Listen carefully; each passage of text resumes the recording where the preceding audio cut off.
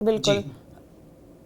दीपक sir, अगर हम सम्राट चौधरी के सफ़र की बात करें, जिस तरह से अभी फिलहाल सम्राट चौधरी का नाम सबसे आगे है और ऑलमोस्ट तय माना जा रहा है कि सीएम पद पर सम्राट चौधरी ही बैठेंगे, बिहार के अगले सम्राट वही होंगे। तो सम्राट चौधरी का जो सफ़र भी है वो काफ़ी इंटरेस्टिंग है। समता पार्टी से वो आरजेडी में गए, फिर जेडीयू, फिर बीजेपी। कई दल बदलने के बावजूद उनकी क्रेडिबिलिटी बीजेपी में ही पीक पर पहुंची है। सम्राट चौधरी का अगर सफ़र भी फास्ट ट्रैक रहा, 2018 में बीजेपी ज्वाइन किए और कुछ ही सालों में वो प्रदेश अध्यक्ष बने, फिर विधायक दल के नेता और डिप्टी सीएम। ये ग्रोथ बीजेपी के अंदर रेयर मानी जाती है। इसका मतलब साफ है कि पार्टी ने उन्हें सिस्टमैटिकली ग्रूम किया है और सिर्फ मौका नहीं दिया बल्कि लगातार पुश भी किया है। 2022 में जब नीतीश कुमार ने पाला बदला तब सम्राट अपोजिशन का चेहरा बने। यहीं से उनकी पहचान सॉलिड हुई। अमित शाह और जेपी नड्डा की मौजूदगी में जो 2022 की कोर कमेटी मीटिंग हुई, उन्हीं से उनकी एलिवेशन की स्क्रिप्ट लिखी गई। बीजेपी में बिना सेंट्रल बैकिंग इतना तेज राइज पॉसिबल नहीं है और राजभवन के अफसरों की मुलाकात, नेताओं का लगातार आना जाना, सिक्योरिटी बढ़ाना, ये सारे क्लासिक पॉलिटिकल सिग्नल्स हैं कि डिसीजन ऑलमोस्ट फाइनल स्टेज में है। इंडियन पॉलिटिक्स में कई बार ऑफिशियल अनाउंसमेंट बाद में होता है, लेकिन ग्राउंड पर तस्वीर पहले साफ हो जाती है। आपको भी लगता है सम्राट चौधरी का नाम ऑलमोस्ट फाइनल है? क्या क्या, किन किन कारणों से ये नाम आगे है?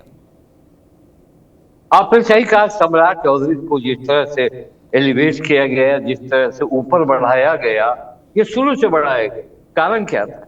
नीतीश कुमार के साथ जब सरकार में नहीं थी अब भाजपा, तो उन्हें कुशवाहा के वोट लाने के लिए उनको लाया गया, उनको विरोधी दल का नेता बनाया गया, उनको लाते ही उपाध्यक्ष बनाया गया, प्रदेश अध्यक्ष बनाया गया, डिप्टी सीएम बनाया गया।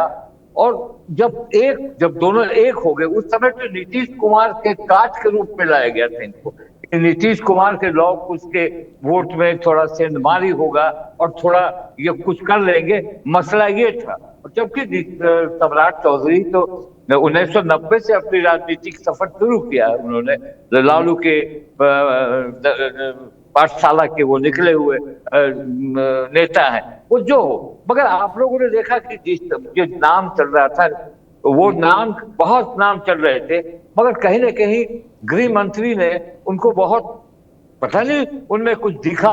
वो उन्होंने कहा कि तारापुर के मीटिंग में कहा, चुनावी मीटिंग में वोट तो बड़ा आदमी बनाएंगे। तो ये तो प्रमाणित हो गया कि उनको पहले से तय कर लिया गया था कि इनको हम आगे बढ़ाएंगे और एक चेहरा बनाएंगे बीजेपी पर।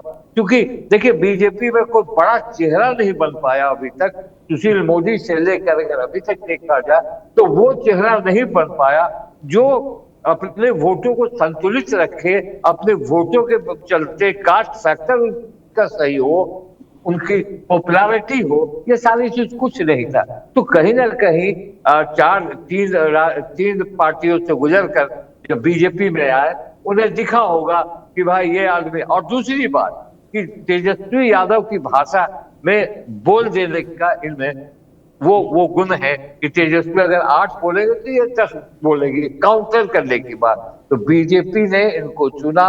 और आपको तो बता दूं कि जिस दिन स्टार प्रचारकों की 40 लोगों की लिस्ट जारी हुई, उस दिन सम्राट चौधरी का ही नाम था बिहार से। तमाम महाराष्ट्र के चीफ मिनिस्टर, बंगाल, असम के चीफ मिनिस्टर, और मंगल पांडे तो पहले से वहां थे ही, क्योंकि वो वहां के प्रभारी भी हैं, और नितिन रवि राष्ट्रीय अध्यक्ष है। मगर बिहार से इकलौता इनका नाम गया। बहुत लोगों जो फायर ब्रांड कहे जाते थे, गिरिराज सिंह, सभी का नाम उस 40 के लिस्ट में नहीं है। तो ये मामला कहीं ना कहीं एक नेता उभारने के लिए बीजेपी को, क्योंकि अब उनके पास चुनाव है। अब देखिए, उनके पास चुनाव 29 का चुनाव है, फिर यूपी का चुनाव है, बंगाल का चुनाव है। तो अभी जिस तरह से बिहार के चुनाव में वो आना चाहेंगे, ये मानकर चलिए कि आने वाले समय में गठबंधन की राजनीति के तहत अगर चुनाव होगा, जो मुझे नहीं लगता, इसलिए नहीं लगता कि बीजेपी अपने बल पर अब चुनाव लड़ना चाहेगी। इसीलिए सम्राट चौधरी को वहां किया। और ये बात नीतीश कुमार भी समझते हैं कि अब आगे की गाड़ी ज्यादा दिनों तक चलने वाली नहीं है, तो मैं अपने संगठन को मजबूत करूं, मैं लोगों को मोटिवेट करूं। अब किस तरह से यात्रा होगी उनकी, बहुत सारी बातें हैं। तो सम्राट चौधरी को, क्योंकि अच्छा उनके पिता शकुनी चौधरी अपने जमाने के बड़े लीडर और लालू प्रसाद के मंत्रिमंडल में रहे, नीतीश कुमार के साथ रहे, इवन इनके जीतन राम मांझी के साथ रहे। ये इन लोग का यानी एक ये था कि हर मिनिस्ट्री में आते थे। मगर सम्राट चौधरी ने इस चीज को समझा। बाद में जब वो आए यहाँ तो लगा कि ये मेरे लिए रास्ता है अच्छा, और यहाँ मेरी अहमियत है, तो हम इसको लेके आगे बढ़े। बहुत काम भी दिया। और जिस तरह से आपने देखा जब सीमांचल में गए अमित शाह, किसको बुलाया? सम्राट चौधरी थे बगल में, नित्यानंद राय थे, और कोई नहीं था बीजेपी का। तो एक तो मान के है कि देखिए खबर चली कि आरएसएस नहीं चाह रहा। अब आरएसएस की भी नहीं चलती है नरेंद्र मोदी और अमित शाह के सामने। जो ठान लिया वो ठान लिया, आपने देख लिया, चौंका दिया, नितिन नवीन को बना दिया। इसी तरह से इनको ला के आज इनके नाम की घोषणा हो जाएगी। और सही में प्रस्ताव हो सकता है कि नीतीश कुमार से ही कराया जाए। अगर ये तो विधानमंडल है, कहा जाएगा कि नीतीश कुमार ही प्रस्ताव कर देंगे, क्योंकि कल रात में लगातार इनके लिए नीतीश कुमार ने लगातार बैटिंग की और कहा, एक तरह से मान लिया उन लोगों ने भाई इन्हीं का नाम होना चाहिए, और नीतीश कुमार की पसंद है। अभी शुरू में कोई रगड़ा नहीं चाहते हैं लोग। तो सम्राट चौधरी के साथ एक चीज और है, कुशवाहा के नेता है, उपेंद्र कुशवाहा भी हैं।